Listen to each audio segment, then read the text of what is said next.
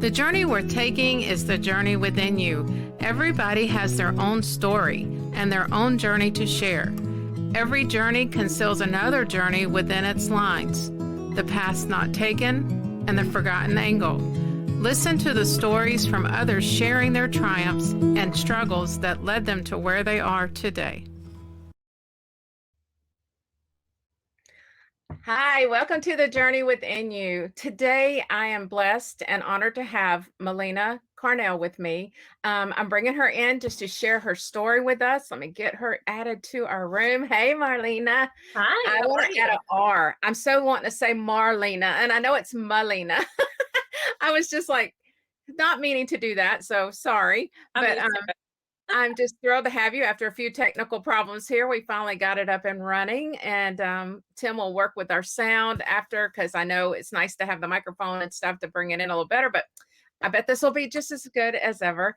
But Malina, I want you to share your story. I want you to share with my audience about your life and things that you are, where you are today in this journey. Okay. So currently I'm 42 years old. I'm a mom of 3. I have a grandbaby.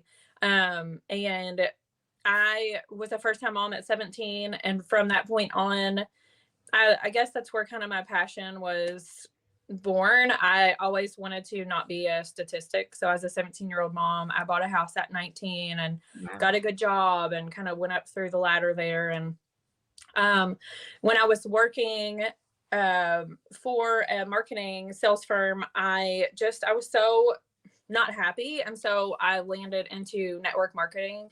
And I will say, I'm going to kind of run this through a little bit because it makes so much sense for where I am now.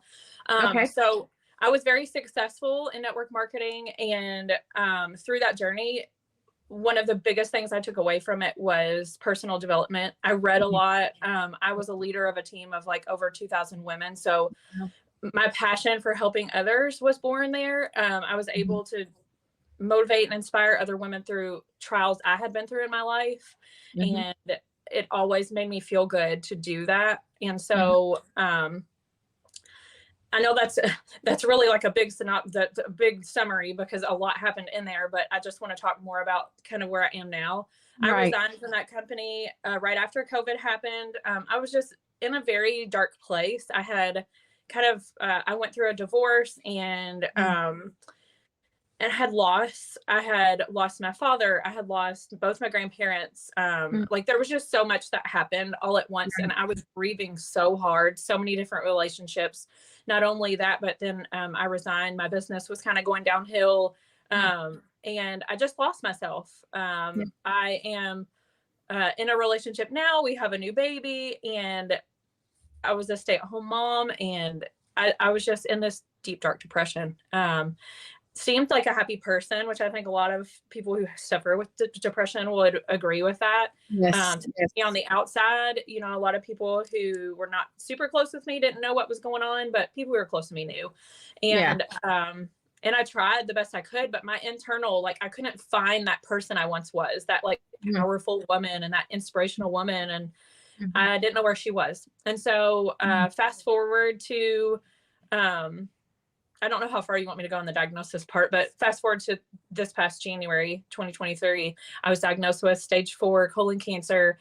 And for me, I feel like it was a spiritual awakening for me. I tell people all the time, I feel like God was like, okay, I'm going to take this depression from you, but you're going to have to fight for this. You have to fight and show me that you want to be that person you were, because I really did make a lot of bad decisions in my depression. You know, I do that. Battled with alcoholism and, you know, just like I lost my self-worth and just the way I would talk to myself. And anybody who followed me on social media for so long would think I was the total opposite because I taught women self-worth. So, but my cancer diagnosis has literally like rebirthed me. Like I've never felt more motivated. My real estate business has, you know, started to take off again. And it's wild because I literally just posted this on Facebook yesterday, I think. You know, this diagnosis, which is like an illness that should be this terrifying thing, literally I look at it as, what is it going to teach me? Because I know I'm going to make it through. Right. I'm not scared to die. I'm not scared of that kind of thing. So I don't know. That's kind of where I am right now. I like the part where, I mean, I've watched you on Instagram. That's where I started following you. And I saw that in you. I saw that you had to have been a powerful woman in what you did. And then to have this diagnosis come on top of you, you could have just sunk deeper in. You could have taken it and just been, oh, poor me, and here I am. I'm dying.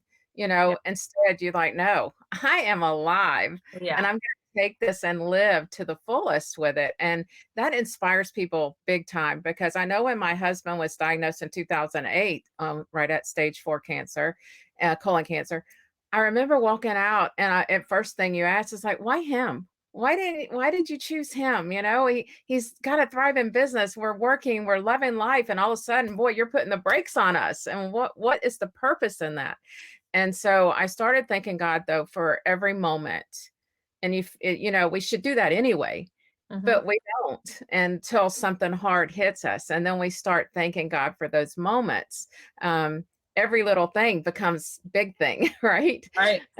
You realize how important it is. And going through those steps with him and being the caregiver is a super hard job, because you try to stay positive, you try to stay upbeat. And I am that kind of person. Like you said, I'm a woman that inspires and lifts. And then behind the scenes, I was like dying, trying to figure it all out. And so I think a lot of people have to remember the caregiver, and how hard it is on them too, and they try to be the positive note for you.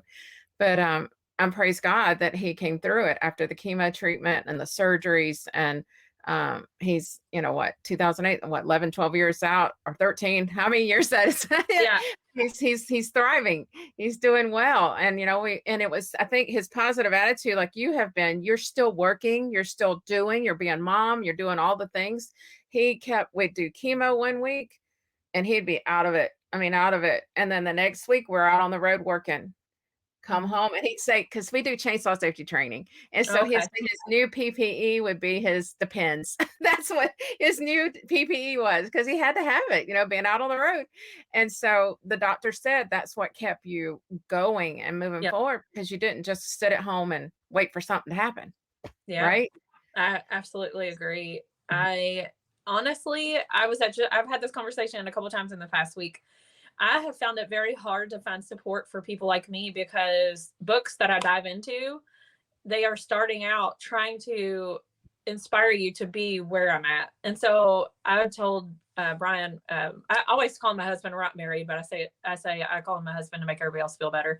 But anyways, I told him yesterday, I think I'm going to write a book, because that's usually where stuff like that is kind of born, because people, I'm not struggling. I'm not depressed. I'm not. And I'll accredit it back to all that personal development I did in those years of network marketing. If it did nothing else in my life, it prepared me for what I'm going through for today. Yeah. Yeah. And one thing that you said is, you said you walked out of that room and thought, why us, why me, or whatever. I remember, I don't even remember what year it was. It was years ago. I did my first like speaking event, and I did it on kind of that. And I don't know if I can curse on here, but I call it a shit sandwich. So, like everything in life that we want, and that is, that we're passionate for and that we want to obtain and that we go after, it feels so good when you finally get there, but nobody talks a lot about the things you have to go through to get there. And to actually embrace those things, because once you go through them and you learn from that path that you're going to get that thing you want, then you can look at it in a different light. And I call it your shit sandwich. If you want that sandwich at the end, sometimes you have to pile a little shit in there, and you're going to have to take a bite and just go on with it. And that's kind of how I'm looking at this diagnosis. Is once I was diagnosed, I feel like all of my depression and all of that heaviness, and I always told myself, I felt like I was like this powerhouse that was buried, or like I was kidnapped and I couldn't find myself. You get yourself out of it. Yeah. And so the moment I was diagnosed, nothing else mattered. I was diagnosed with, at first they diagnosed me with stage 3, but eventually I was, after I went to stage 4. But when you're diagnosed with stage 4 cancer, nothing else matters. Right. Like what Right. else is supposed to matter? And I feel like because all that was lifted, it was way more heavy than this. Isn't that strange? I mean, you look at that and you're like, "Oh, really?" I mean, it's like that was Yeah, such a heavy thing to be handed to you. And then right. you're already down in a point where you were like, "Ugh," life. And then you took it Yeah. and you're like, I can breathe. I can Yeah. live. And Yeah. so I think that's God saying, look, like you said, I'm gonna give you something to fight for. And you're Hmm. gonna fight and you're gonna come out of this on top. You're gonna write that book.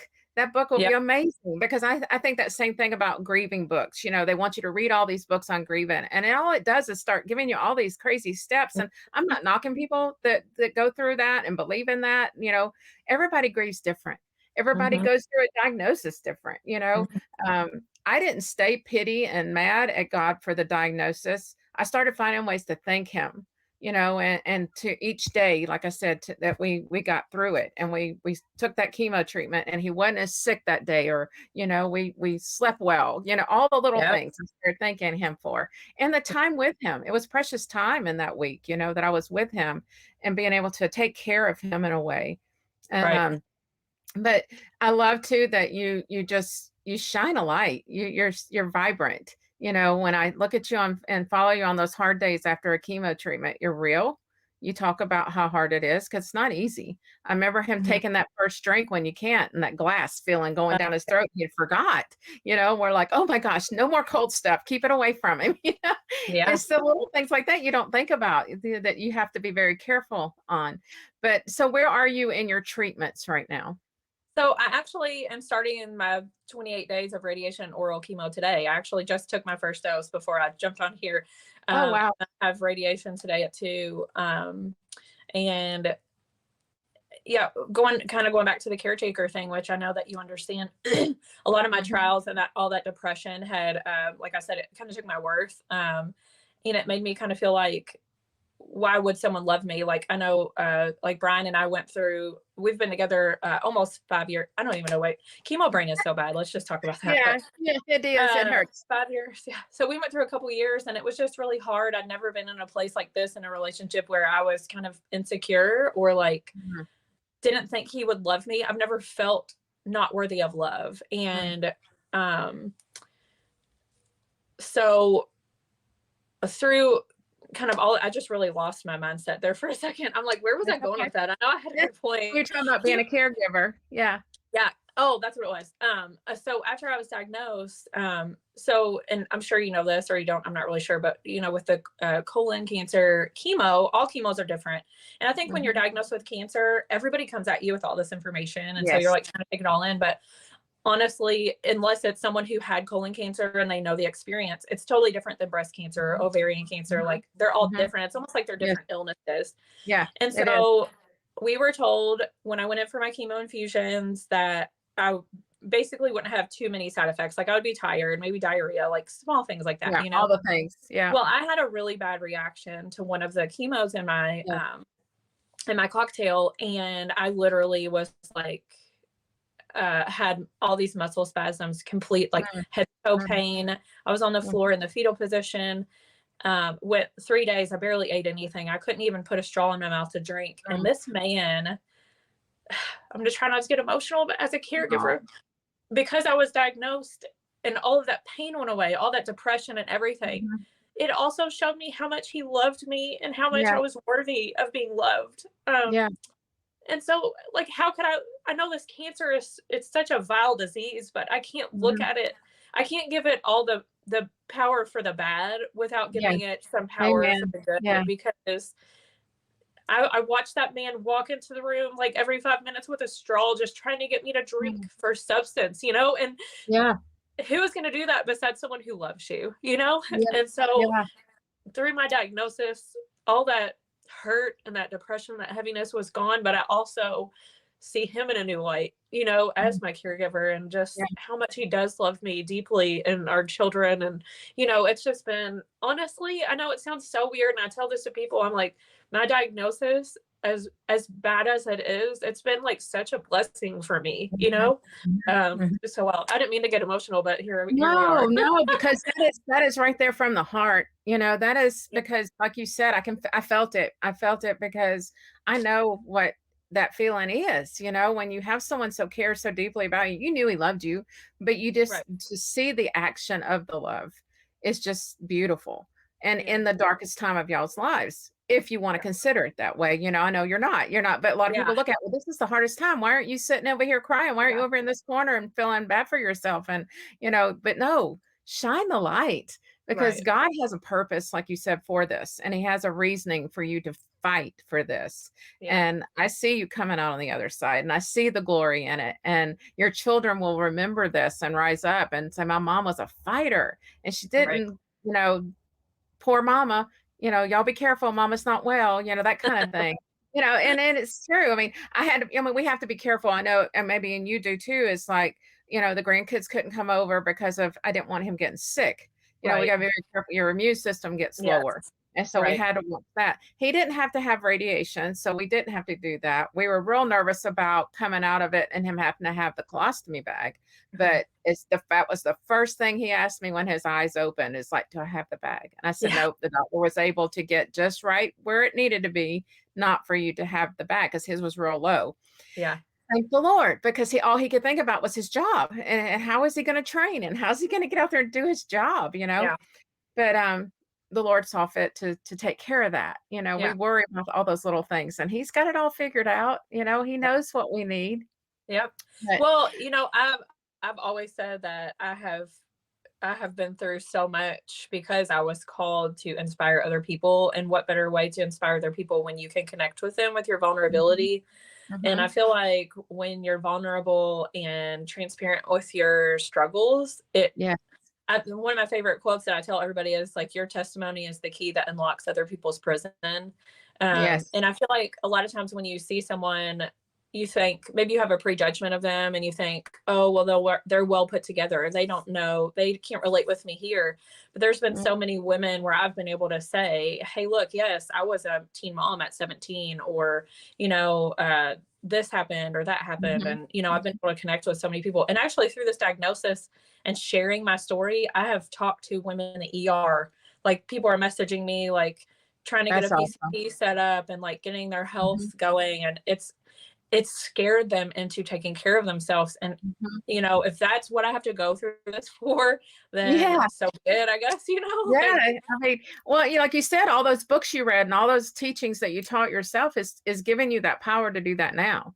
You right, thought it was over. You thought you weren't going to be able to use that anymore. And now you're able to still use all that in a more powerful way, probably, because there right. are a lot of women out there that don't want to take care of themselves or are afraid to find out what's going on in their body. And so they just Mhm. keep ignoring it. And now you show them, hey, no, don't ignore it. You've got to take Well, care of yeah. yourself. And I did ignore it. That's why I'm here. I think, Yeah. and Brian is the one who told me for months to go to the doctor. And as women, and just, my mindset was in the gutter. And my father passed from colon cancer in Ah, 2016. So I like had already pre-diagnosed myself in my head. So I was just scared. yeah. And To go get so, actual that is diagnosis. what it is. But, Mhm. um, it's just it. When I was diagnosed too, another thing is, it's just weird how my mind works. I know that I'm strong enough to make it through this. And so I have like the best group of friends and the best village like around me. And I had That's told my awesome. friends, I was like, if any of us are going to be, well, we're in our 40s and we've been friends, like a lot of us have been friends over 20 years. And Oh, nice.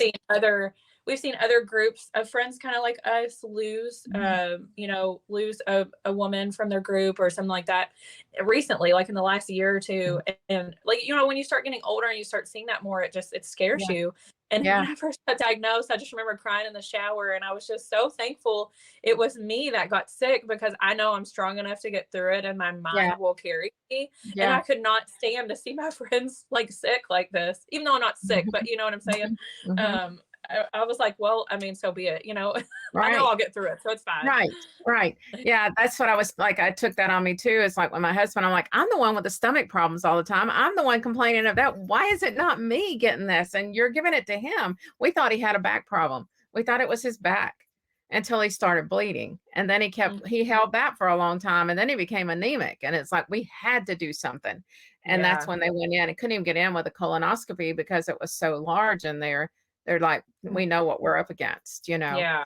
And Yeah. so we waited too long on that too. And he didn't have colon cancer in his family that we're aware of. So that was not even on the radar for us. Heart Right. issues was on the radar, you know? So you Yeah. just don't ever know what path you're going to be on. But he chose a strong man, you know, that's too. I probably would have been the weaker one. He was the strong one. He's the strong man that took it in a positive light.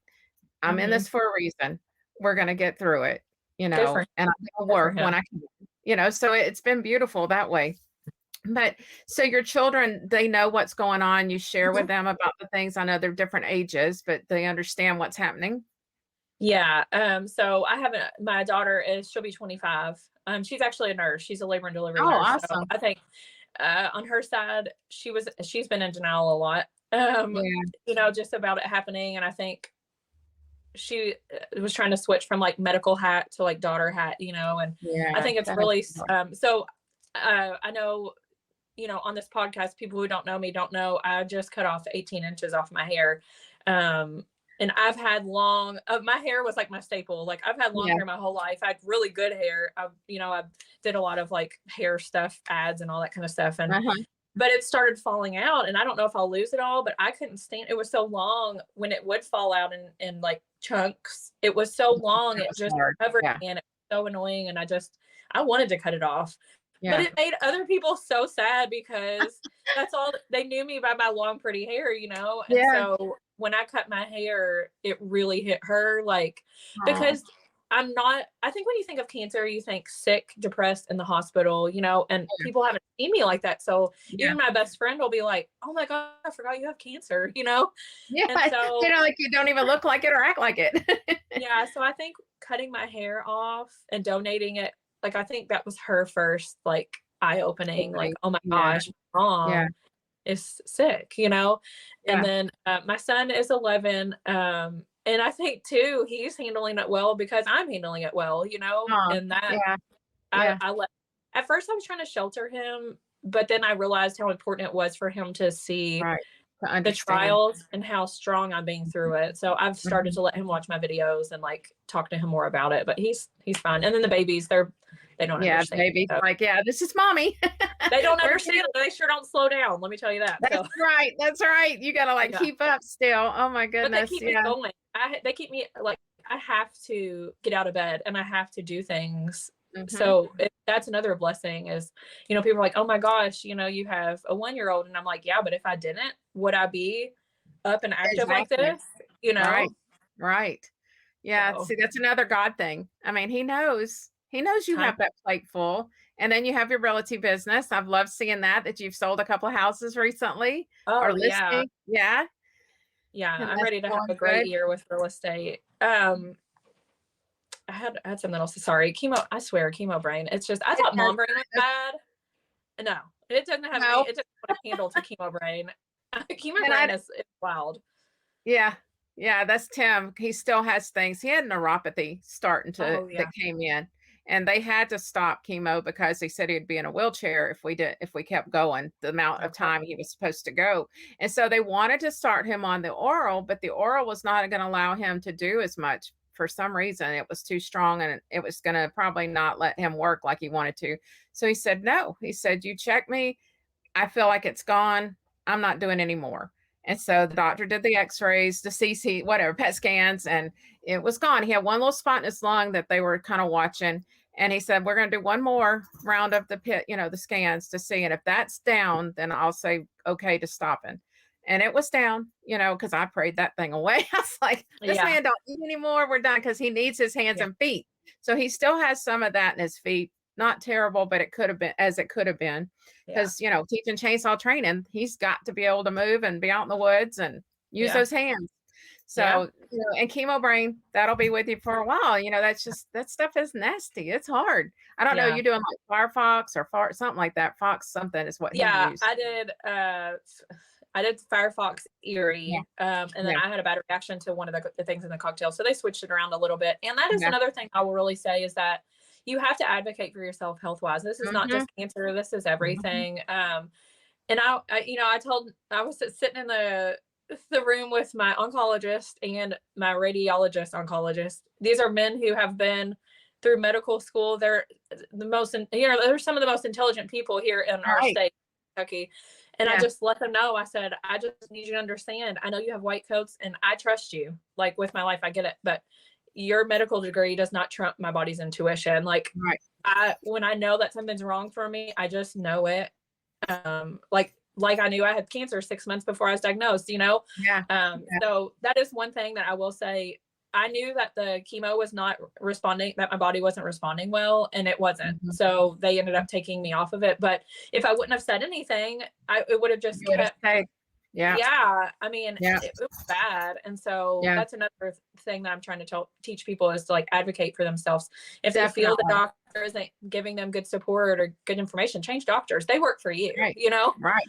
Right. Yeah, that was the thing too when we'd go to chemo treatment. You've got different nurses because ours was mixed right there in the laboratory, at the place. And Tim would be like, this is a little stronger today than last time because they maybe tweaked it a little more than, necessary. It's just the way they Yep. mix it, not on purpose, but it just would always be something a little off.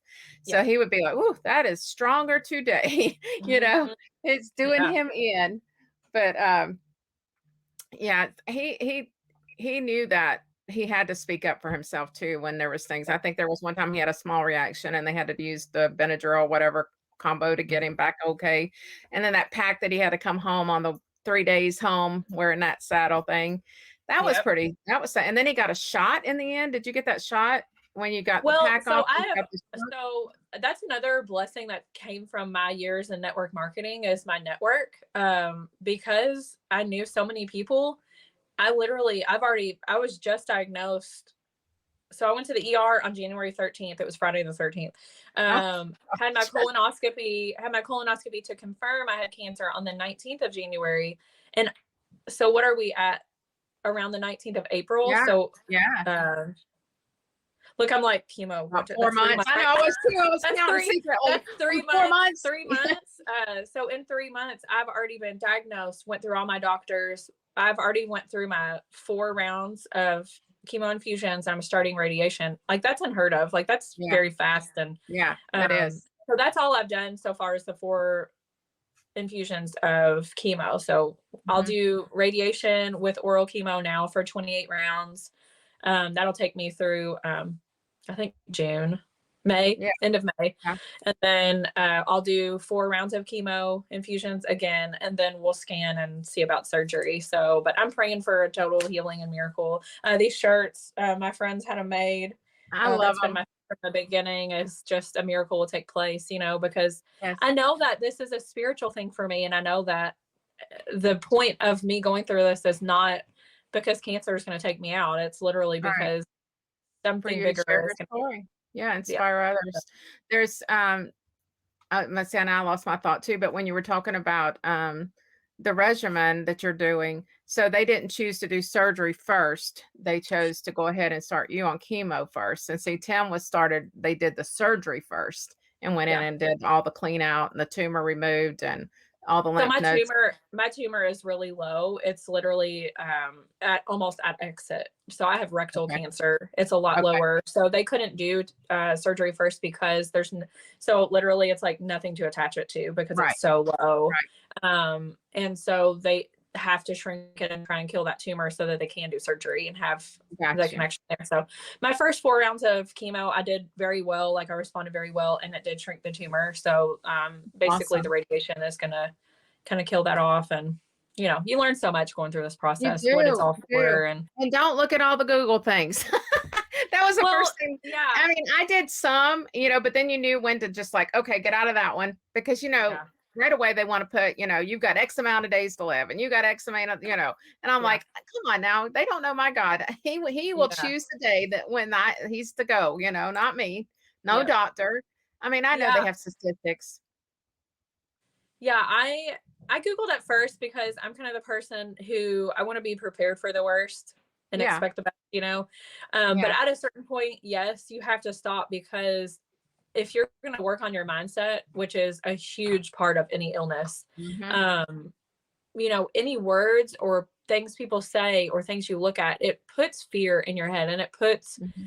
extra work for you to have to, like, I do affirmations all the time. Like if I'm Yeah. struggling and I've got, you know, these intrusive thoughts or whatever. Mm-hmm. And so it just puts more intrusive thoughts that you have to kind of like fight off. Yeah. So you do get to a point where you have to quit looking at maybe what side effects could be. And honestly, you can Google and look up side effects until you're blue in the face, but until Right. your body experiences those medications and drugs, Mm-hmm. you never know, You don't because we know. all Yeah. respond differently. Yeah, Yeah. definitely on that. Yeah, I love the affirmations because with our thoughts, they're so easily to go somewhere else. So you just like, Mhm. okay, I see you there. I've Yeah. recognized you. Now this is what I believe, you know, and this Yeah. is what's going to happen in my life. Mhm. But yeah, well, Malina, I appreciate you. No, you've got me praying in the corner over here for you Good. and everything going on in your life, and that you just keep living that life that you've chosen to inspire others and bring light to their life through this diagnosis. I love the fact that I choose not to live in my diagnosis either. I have two autoimmune disorders. I could live in that, but I don't. Yeah. They don't Yeah. define me. And so that's what you've chosen. Cancer does not define you. Yeah, we Right. hate it. It's disgusting, it takes lives, it creates havoc, but we don't let it define us. Right. Right. I'm proud of you for not living that too. It's, you know, there's Yeah, a lot. it's just not it's not worth it. I mean, you know, Yeah. I know that I'm okay, and if I wanna be on all those medications and feel that way, then that's such a life you can choose, and I see where it takes you. In a home, in bed, in a chair. I'm not doing that. You know, that's not who I Yeah. wanna be. So I choose not to live in those, and I've got great supplements and do things that keep me moving forward. Right. It's like we choose Well, to do. yeah, and there's so many other people who, you know, I know for me, like, I think all the time, what if I didn't have the village and the support and the Mhm, caregiver that I have? You know, I mhm. know there are so many people who are kind of doing this on like alone. And, Other you know, self, there's yeah. no, I don't know. In my head, I know people think I'm crazy, but like I can't be negative. Like I just can't. Like Mhm. the amount of love that I have felt since my diagnosis, like, is unreal for me to feel. And I know it's normal for me, and I do have my days. Like every day is not, Yeah, you know, yeah, unicorn rainbows, but um, yeah. you know, how dare I? Because gosh, there are people who are just fighting life alone, and it's, Mhm, you know, mhm. I'm very grateful and blessed to have the support that I do. It's been overwhelming in a Yeah, great way. you never knew in that MLM that you were working at network marketing that you were building that tribe for Mm, this purpose. You know, we think it was for the product or for the thing, you know, and then yeah, all along this tribe has stayed with you and followed you and become a very good part of your life. And that's what I love about MLM is the community.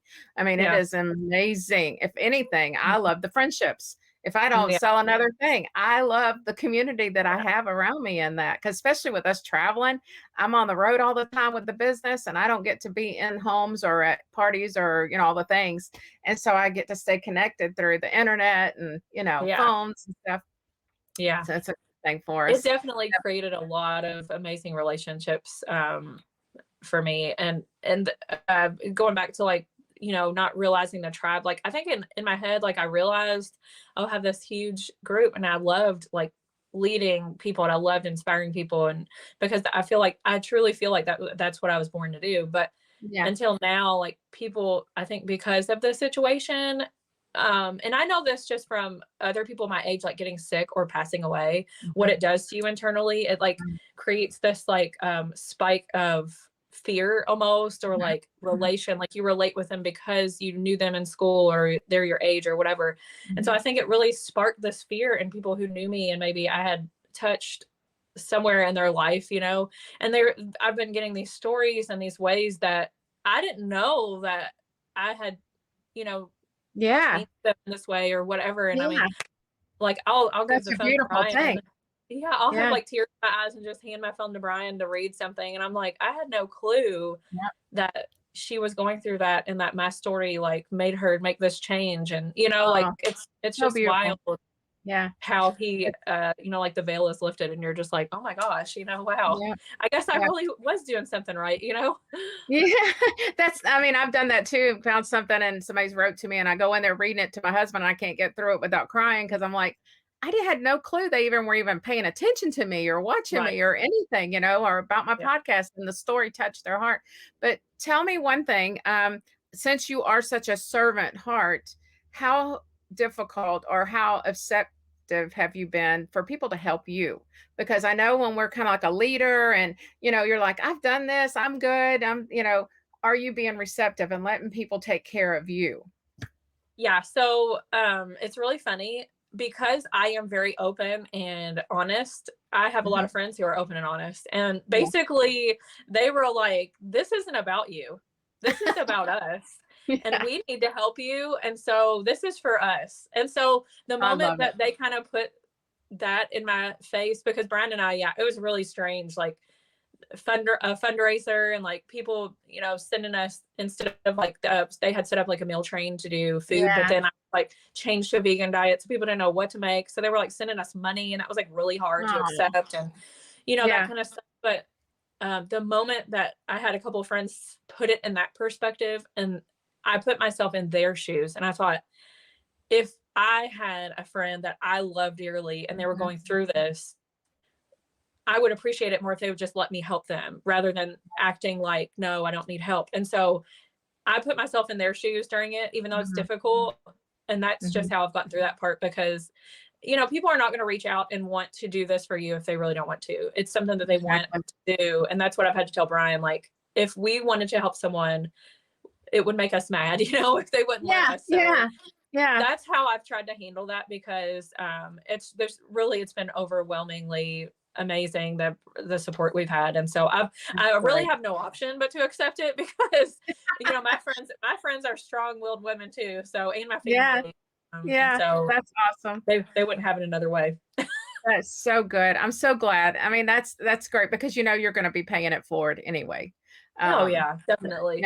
That's the beauty of it too. You get to give it back. So that's one thing. Like, people have sent me like these certain boxes or something. I had no idea what they were, and so now, and you meet people through your cancer journey that have cancer and that you kind of connect with, and so sorry, I'm getting this notice on my phone. And so I've been able to like send things to them that I've gotten that I really appreciated, and so that kind of worked well. Yeah. So. You do, definitely. Well, I know you've got a busy afternoon, and so I just want to thank you again for jumping on and fighting through the technology issues that we had, and we got it set up. No Yeah. I was not going to let this not happen today. So I appreciate you. And again, we'll be praying for you and all that's to come. Thank you. Thanks for having me. Like, this has been great. I love talking to people and sharing. It's just sharing your story. Yeah. I appreciate you reaching out. Thank you. Thank you for joining my podcast today. We all have a story to share. Each story has purpose and makes an impact to you, the listener, creating a journey with passion and purpose. The journey we're taking is the journey within you. Please share with others and subscribe below.